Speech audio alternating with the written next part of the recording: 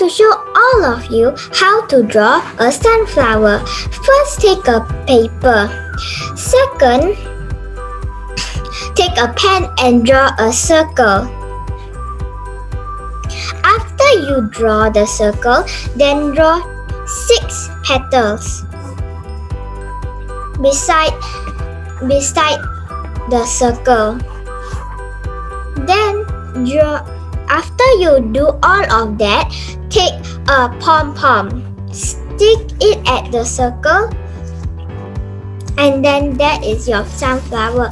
But if you want to add some color, you can use crayons, color pencils, or anything you want, or even paint. Thank you all for listening to my speech.